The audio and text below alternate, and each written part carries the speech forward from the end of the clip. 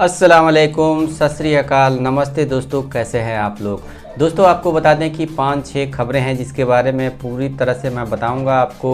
इसमें गोरखपुर, देवरिया, कुशीनगर से रिलेटेड खबर है, तो वीडियो को पूरा ज़रूर देखिएगा। और दोस्तों ये खबर ऐसी निकल के आ रही है जिसको अगर जो हर गांव ने अपना लिया तो कोरोना का फैलना जो है नामुमकिन सा हो जाएगा। और कुशीनगर ज़िले से ये खबर निकल के आ रही है, तो वीडियो को पूरा ज़रूर देखिएगा।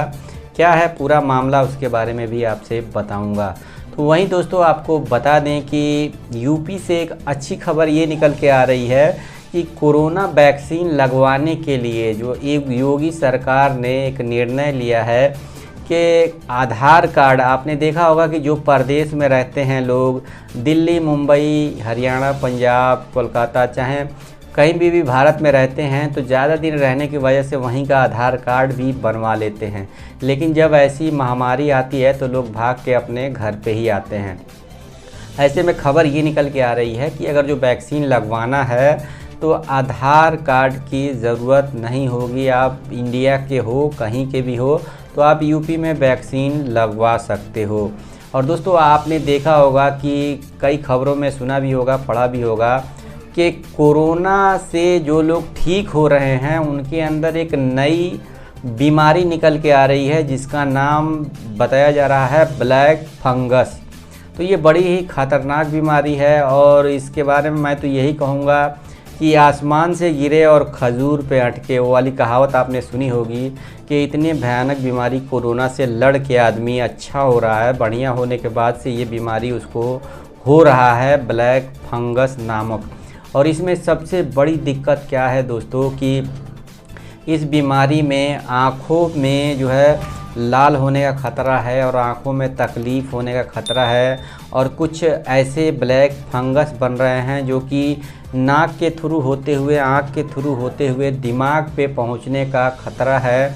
और जिसके दिमाग पे ये ब्लैक फंगस पहुंच गया उसका जो है अंत बिल्कुल तय है। तो ऐसे में इस ब्लैक फंगस को रोकने के लिए डॉक्टरों को मजबूरी में जान बचाने के लिए इंसानों की एक आँख को निकालना पड़ रहा है। ऐसे बहुत सारे केस सामने निकल के आ चुके हैं। तो ऐसे में योगी सरकार ने, योगी जी ने अधिकारियों को आदेश दिया है कि इस बीमारी पे पहले ही कार्य किया जाए ताकि इस बीमारी को पहले ही रोका जा सके।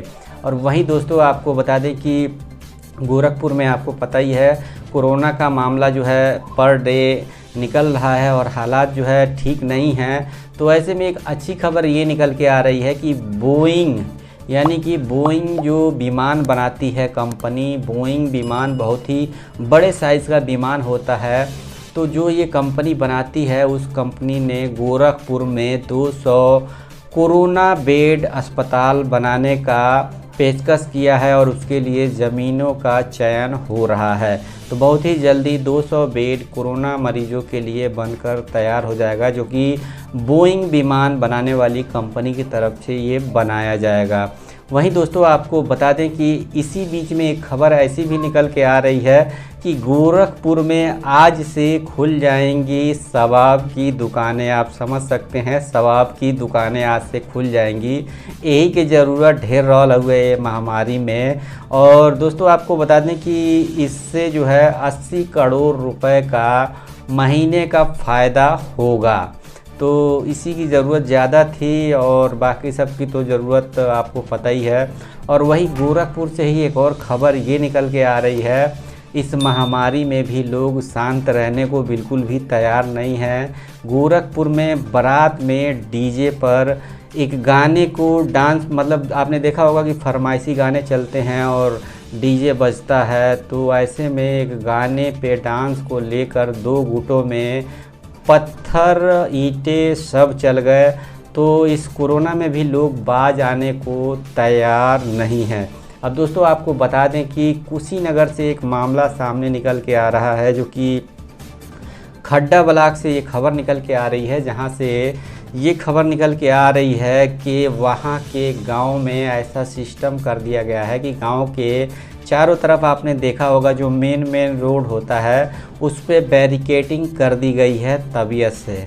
और जो भी गांव के अंदर आएगा उसका पहले टेम्परेचर यानी कि बुखार चेक होगा और उसको सैनिटाइज किया जाएगा, उसके बाद से ही गांव में एंट्री होगी। तो एक बहुत ही बड़ा और सराहनीय कदम है। और उसी गांव में ये भी खबर निकल के आ रही है कि पूरे गांव वालों को अनिवार्य रूप से ये कहा गया है कि मास्क सबको लगाना ज़रूरी है। वैसे अगर जो किसी को गलती से कोरोना हो भी जाता है तो फैलने का डर नहीं होगा, तो मास्क लगाना बहुत ही ज़रूरी है। और आज के टाइम पे आपने देखा ही होगा कि गाँव में कितनी बुरी तरह से कोरोना अपना प्रभाव छोड़ रहा है, लोगों के समझ में भी नहीं आ रहा है। और सर्दी खांसी जुखाम का समझ के और 2 दिन में लोग दुनिया छोड़ रहे हैं, तो ये काफ़ी तकलीफ देह बात है। और गांव में आपको पता भी है कि इलाज की इतनी ज़्यादा फैसिलिटी नहीं है, तो इसीलिए ये जो कदम उठाया गया है गांव के तरफ से, ये बहुत ही सराहनीय काम है। और मैं तो कहूँगा कि हर गांव को ऐसे ही कदम उठाना चाहिए ताकि गांव में कोरोना पैर ना पसार सके पूरी तरह से। अगर जो इसने पूरी तरह से पैर पसार दिया तो दोस्तों वाकई में बहुत ही ज़्यादा नुकसान होगा, क्योंकि अपना भारत जो है बसता ही गाँव में है। 70% आबादी गाँव में रहती है भारत की। तो चलिए दोस्तों, आपको मैं बता दूं कि गोरखपुर में पिछले 24 घंटे में मामले काफ़ी कम आए हैं, जो कि 415 नया मामला सामने निकल के आ रहा है। वहीं दोस्तों देवरिया ज़िला से 392 नया मामला निकल के सामने आया है, जो कि पिछले 24 घंटे में बहुत ही ज़्यादा है। और भारत का दोस्तों किसी दिन कम हो जाता है और किसी दिन बढ़ जाता है, तो पिछले 24 घंटे में यहाँ पे 3,62,000 नए मामले निकल के सामने आया है। तो दोस्तों ऐसे में सतर्कता बरतना सबसे ज़्यादा ज़रूरी है। हम सतर्क रहेंगे तो इस बीमारी को आसानी से हरा देंगे। लेकिन दोस्तों आपने देखा होगा कि अभी खबरें निकल के आ रही हैं कि गंगा नदी में 100 को काफ़ी तादाद में पाया गया, जो कि बिहार के बक्सर में पाया गया है।